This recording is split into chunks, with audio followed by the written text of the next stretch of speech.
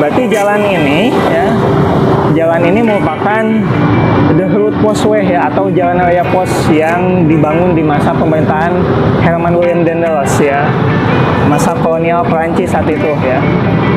Sobat semua, selamat pagi ya. Kali ini kita akan mulai perjalanan. Nanti mungkin kita akan mereview beberapa tempat bersejarah yang ada di kota Semarang ya. Intinya saya sudah janji bahwasannya ada beberapa tempat yang memang berkaitan erat dengan kota kita, yaitu tentang Tasikmalaya ya, seperti itu ya.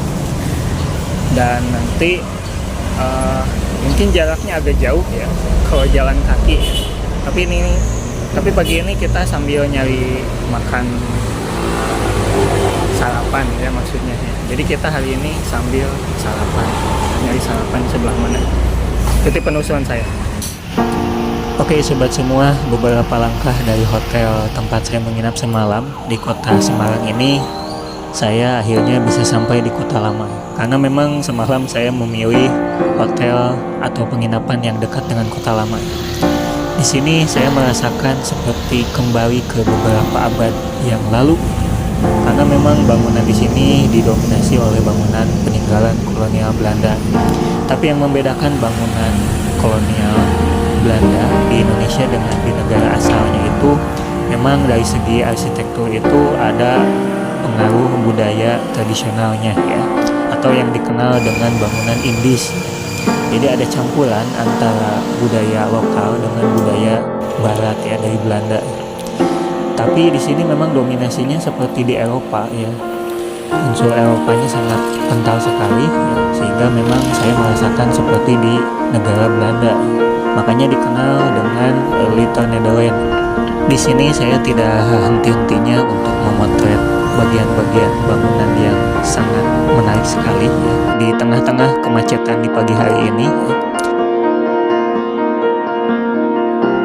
Nah, ini adalah sebuah bangunan yang dinamakan Marba ya. Marba itu dari Marta Bajunet, seorang pengusaha dari Yaman, yang mana sebelum dimiliki oleh pengusaha tersebut, ini bekas dari toko serba ada milik orang Jerman bernama De Sickle.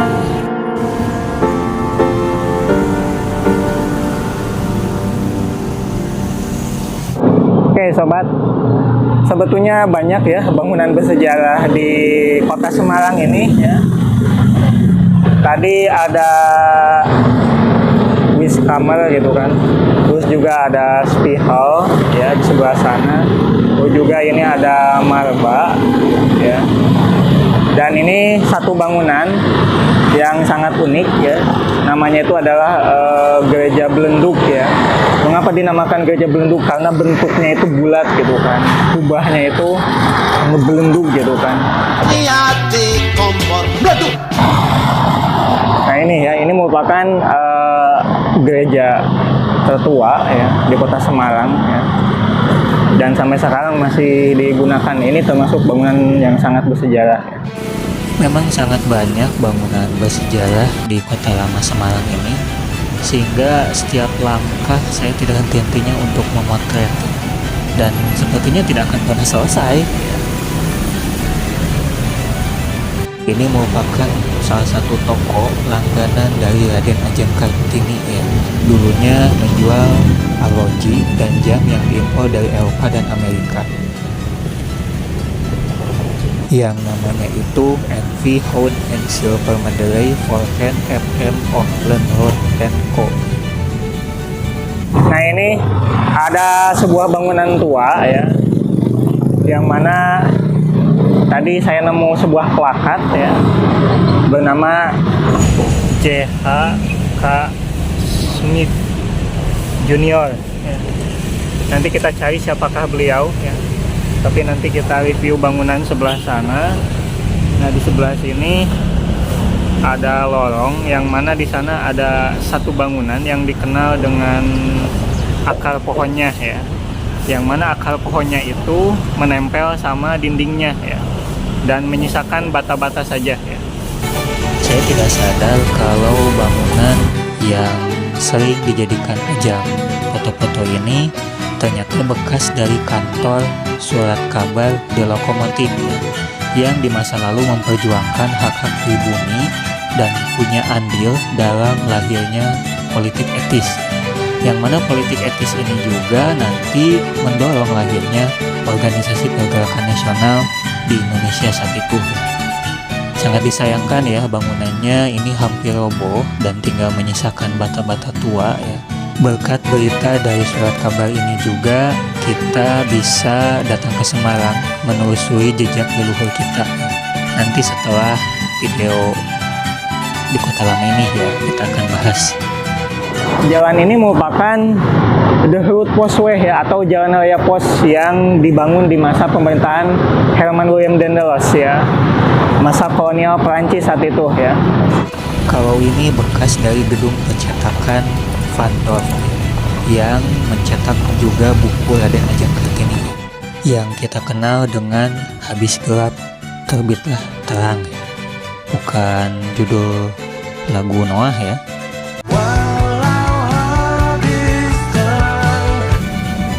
Nah, kalau bangunan ini dulunya itu bekas dari Deya Pasir-Bank ya, atau Bank Jawa, yang setelah Indonesia merdeka namanya berubah menjadi Bank Indonesia.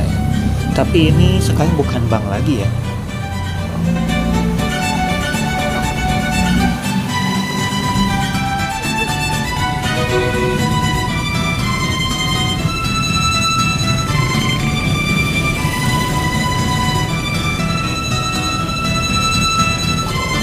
Di belakang saya ada sebuah jembatan, namanya itu jembatan Berok ya.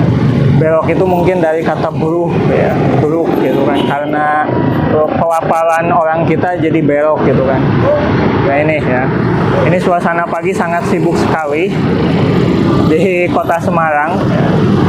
Sebetulnya banyak ya, kalau kita mereview bangunan bersejarah sebetulnya banyak. Nah di sebelah, di sana, di belakang sana itu ada satu bangunan itu yang menarik, tapi mungkin nanti saja ya kita telusuri. Ini adalah jembatan peninggalan Belanda juga ya, jembatan Berok ya, seperti itu ya. Dan yang menarik ini pagarnya, ini mungkin asli ya. Ini asli zaman Belanda ya. Saya jadi ingat jembatan yang ada di stasiun Tasikmalaya, itu juga kan jembatan peninggalan Belanda ya, dan besinya itu masih asli sebetulnya ya. Ini besi tempa sebetulnya ya, entah tempa atau col, tapi memang sangat kuat sekali dan pakai keling gitu kan. Itu unik ya.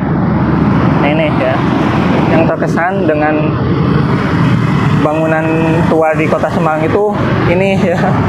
Jadi di setiap jembatan itu pasti ada tiang-tiang lampu gitu ya, tiang-tiang lampu zaman dahulu. Nah ini ya, seperti itu ya.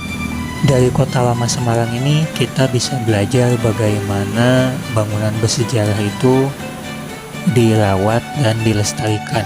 Meskipun memang masih banyak sebagian yang terkesan belum terawat gitu. Menurut sejarah, dulu jembatan ini menjadi pembatas antara kawasan Eropa dengan kawasan pribumi ya. Jalan ini dulu dinamai Herenstraat ya, atau jalan tuan-tuan ya. Kita lanjut ke 0 km kota Semarang ya. Seberang sana ada sebuah kantor pos ya, peninggalan Belanda juga, itu menjadi saksi tentang sejarah perposan di kota ini ya, dan ada kaitannya dengan pembangunan jalan raya Anyer sampai Pandokan atau The Route Postway ya, karena memang difungsikan untuk komunikasi saat itu ya, termasuk pengiriman surat ya.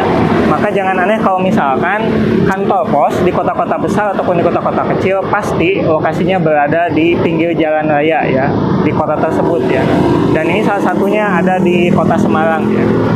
Dan ini kalau dilihat dari bangunannya ini sudah sangat tua sekali ya. Ini hampir mirip dengan yang ada di Batavia ya. Intinya inilah mengapa kantor pos berada di pinggir jalan raya ya, seperti itu ya. Itu ada kaitannya dengan jalan raya Anyer sampai Pandokan atau The Route Postway ya.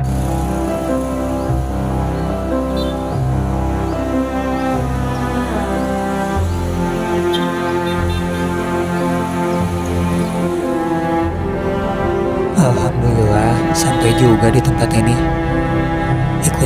penelusuran saya selanjutnya.